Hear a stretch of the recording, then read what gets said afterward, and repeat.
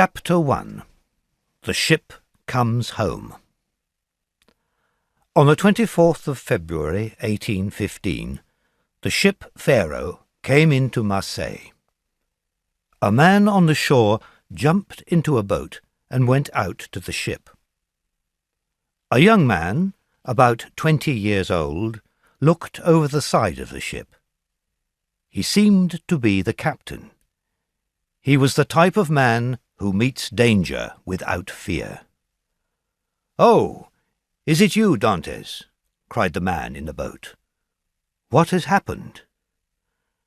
"A very sad thing, Mr. Morel," replied the young man.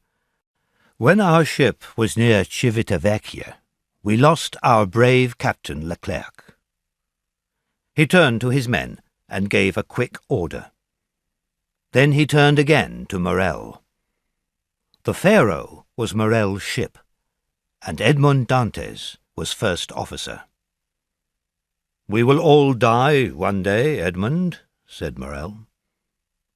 "The goods?" "They are safe, Mr. Morel. Now, come on board. Here is Danglars.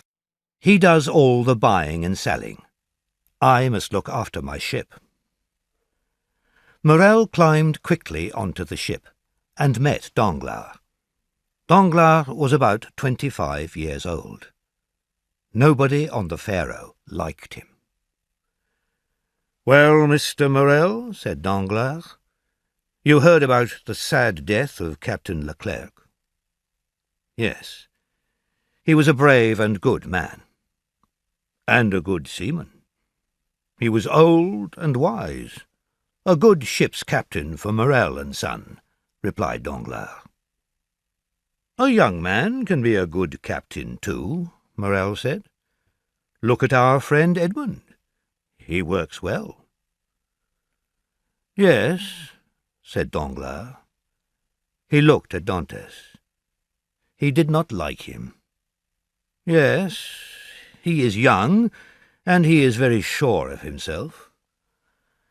When the captain died, we had to take orders from him, and as a result we lost a day and a half at the island of Elba. We needed to come straight to Marseille." "He has to take the captain's place," said Morel. "He is the first officer. But it was wrong to stop at Elba." "Was the ship unsafe? Did you need to work on it?" "There was nothing wrong with the ship. We stopped at Elba and went on shore. It was a holiday, not work." "Dantes," the ship owner called, "come here, please." "In a minute, Mr. Morel," answered Dantes. He gave an order to his men. When the ship was safely tied up, Dantes came towards Morel. "The ship is now ready," he said. "Can I help you, sir?" Danglars took a few steps back. "Why did you stop at the island of Elba?" asked Morel. "I don't know, Mr. Morel. It was Captain Leclerc's last order. He gave me a letter for Marshal Bertrand." Morel took Dantes' arm and pulled him close. "And how is Napoleon?" he said quietly. "He seemed very well." "You spoke to him?" "No. He spoke to me," said Dantes. "He asked, 'When did you leave Marseille? What goods are on board?' He was very interested. Perhaps he wanted to buy the ship." "I am only the first officer," I said. "The ship belongs to Morel and Son." "Ah," he said, "I know them. The Morels have owned ships for many years. But there was a Morel who was a soldier. He fought with me at Valence." "True," cried Morel happily. "That was Policar Morel, my uncle. He was a great soldier, a captain. Dantes, my uncle, will be very happy about Napoleon. It will bring fire into the old soldier's eyes." You were right to stop at Elba, Dantes. But don't tell people about the letter for Marshal Bertrand, and about Napoleon. You will get into trouble." "Why?" asked Dantes. "I don't know what was in the letter. Napoleon only asked me simple questions. Anyone can answer questions like those." "My dear Dantes," said the owner, "are you now free?" "Yes, Mr. Morel," Dantes replied. "Can you come and have dinner with me?" "Thank you, Mr. Morel, but I must visit my father first." "Visit your father, and then come to my house." "Thank you again, Mr. Morel, but there is another person that I must see." "True, Dantes, I forgot. Of course, the beautiful Mercedes. She came to see me 3 times. She wanted news about the Pharaoh." "She has promised to marry me," the young seaman said. "My dear Edmund," said the owner, "that is very good news. Now, hurry away to see your father." "Thank you, Mr. Morel. I have a question. Can I leave the ship for 14 days?" "To get married?" Morel asked. "Yes, first, and then I want to go to Paris." "Yes, of course, Dantes. But come back again in 1 month. The Pharaoh can't sail without her captain." "Without her captain?" cried Dantes. His eyes were bright, and he was very happy. "Are you really going to make me captain of the Pharaoh? Oh, Mr. Morel, I thank you for my father and for Mercedes." "Good, Edmund. Go to your father. Go and see Mercedes, and then come to see me." "Shall I take you to the shore with me?" Dantes asked. "No, thank you. I'll stay and do some work with Danglars." "Were you pleased with him on this journey?" "Do you mean, is Danglars a good friend?" "No, we aren't friends. We disagreed one day near the island of Monte Cristo, and he doesn't like me. But he works well. I can say nothing against him." The ship owner watched Dantes until he reached the shore. Danglars stood on the ship behind Morel. He also watched the young man as he went away. But he did not look kindly at Dantes. Chapter 2. Father and Son. Dantes turned into a narrow street and went into a small house. "My dear Edmund," cried his father, "my boy, my son, you are here in Marseille. Tell me all your news." "I have some sad news. The good Captain Leclerc is dead. But I am now captain of the Pharaoh. Just think, I am only 20 years old and the captain of a great ship. I will earn good money. I can buy you a new house." "What is the matter, father? Aren't you well?" "It is nothing," his father said. "You need food and a drink. Where will I find food and drink for you?" "There is nothing in the house," answered the old man.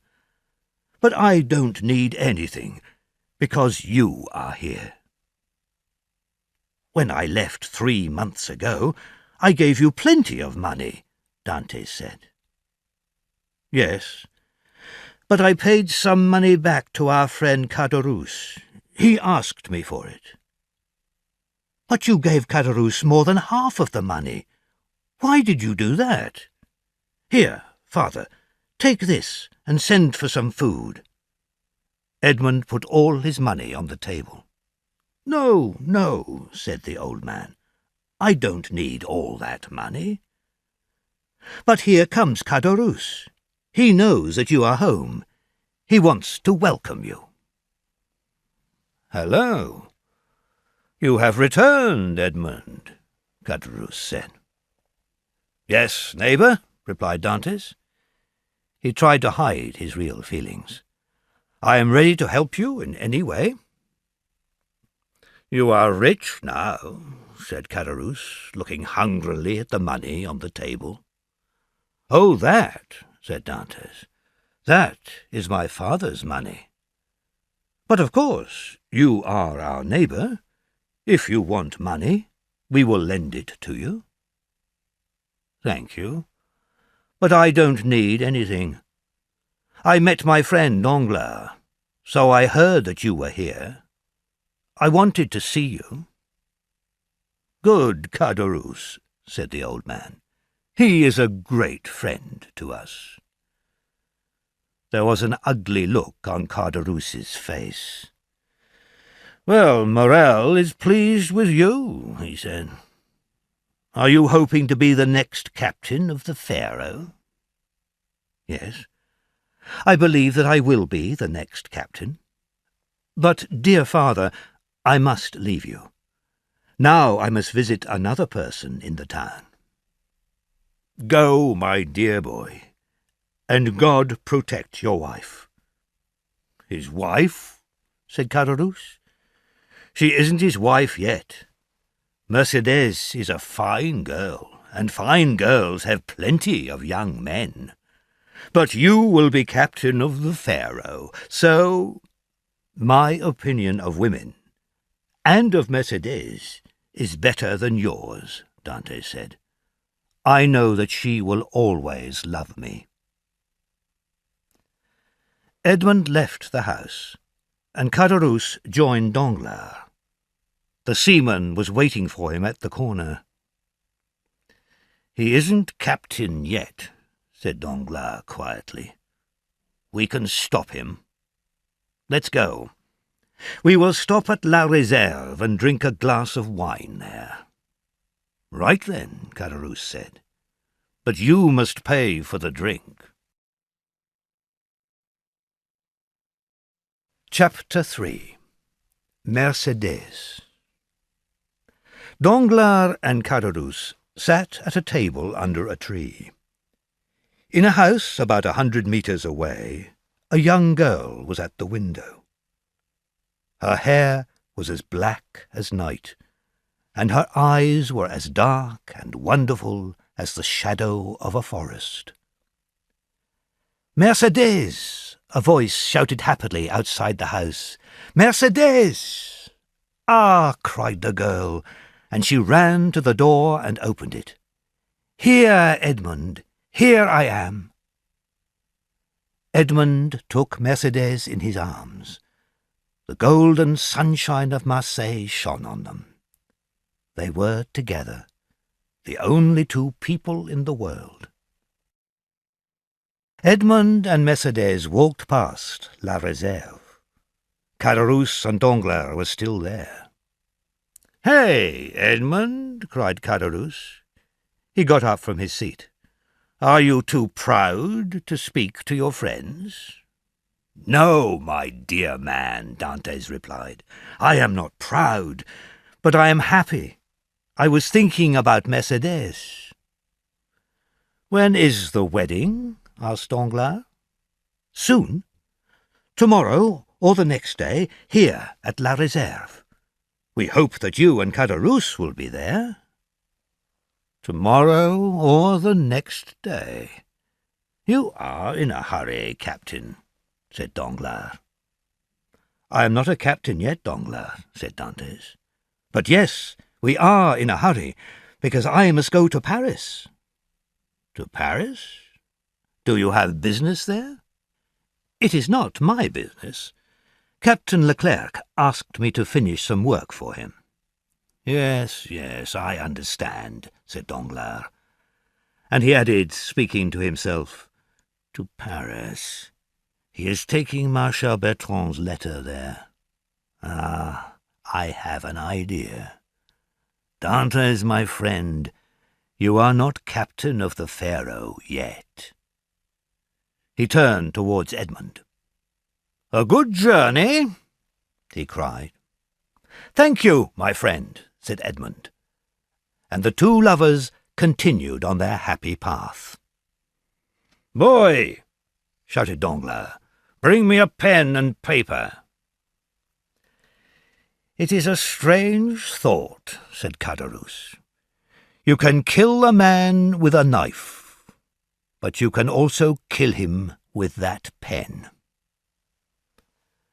"I will tell you what I am going to do," said Danglars. "Dantes has just returned from a journey. He stopped at the island of Elba. We are going to send a letter to an officer of the government. We will write that Dantes is working for Napoleon. He wants to bring Napoleon back as ruler of France." Danglars wrote, using his left hand. "A friend of the king has information for the king's officers. Edmond Dantes of the ship Pharaoh brought a letter from Elba to the followers of Napoleon in Paris. You will find the letter in his coat, or at his father's house, or in his room on the ship." He put the letter in an envelope and wrote a name on it, Villefort. "So, I have done it," Danglars said. "Yes, you have done it," said Caderousse. "But it is a dirty piece of work." He put out his hand to take the letter. The cooks at La Réserve prepared a wonderful meal for the wedding. Many of the men from the Pharaoh were there, and other friends of Dantes. "Shall we start?" asked the sweet, silvery voice of Mercédès. "We must go to the church." Everyone in the party stood up and began to form a line. Suddenly there was a loud noise. A man knocked on the door and shouted, "Open this door, in the name of the law!" An officer came in. There were 4 soldiers with him. "Where is Edmond Dantes?" "That is my name," said Edmund. "Why?" "I can't tell you. Someone will tell you the reason later." "Don't be afraid, my good friend," said Dantes. "They are making a mistake. That is all, I'm sure." Dantes went into the courtyard with the soldiers. "God go with you, my dearest," cried Mercédès. "And with you, sweet Mercédès. We shall soon meet again." Chapter 4. The Judge. Villefort, the judge, took a paper from one of the men. He said, "Bring in the prisoner." Dantes came into the room. "Who and what are you?" Villefort asked. "My name is Edmond Dantes," the young man replied. "I am an officer of the Pharaoh, one of Morel's ships." "Your age?" 20. "Where were you when the soldiers came?" "I was at my wedding." Dante's voice was full of tears. Earlier in the day he was so happy, and now... "It is sad that this man missed his wedding," thought Villefort. But he continued, "Do you work for Napoleon?" "I wanted to join one of his ships, but he lost power." "People think that you are a dangerous man. They say you want to bring Napoleon back to power." "Me? Dangerous? I am only 20. I don't know about things like power. I love my father, I love Morel, and most of all, I love Mercedes. That is all that I can tell you. Have you any enemies? Enemies? Said Dantes. Only important men have enemies. I am not important. True, you are only 20, Villefort said. But you will soon be captain of a ship. You are marrying a pretty girl. Does someone hate you because you are so lucky? Perhaps. I don't know. You know men better than I do. I received this letter. Do you know the writing? Dantes read it. A cloud of sadness passed over his face. No, I don't know the writing. But the writer of this letter is a real enemy. Now, said the judge, answer me. Are the words in this letter true? No, Dantes replied. I will tell you the facts. Captain Leclerc became ill soon after we left Naples. On the third day he was very ill. He called to me and said, "Promise me something. It is very important." I promised. After my death, you will become captain. Go to Elba and ask for Marshal Bertrand. Give him this letter, and he will give you another letter. He will tell you where to take it. That is what Captain Leclerc said. And what did you do then? The judge asked. I agreed. Leclerc was dying. On a ship, the last request of an officer is an order. I reached Elba, and I went on shore alone. I gave the letter to Marshal Bertrand. He gave me a letter to take to a person in Paris. I came here, visited Mercedes, and prepared for my wedding.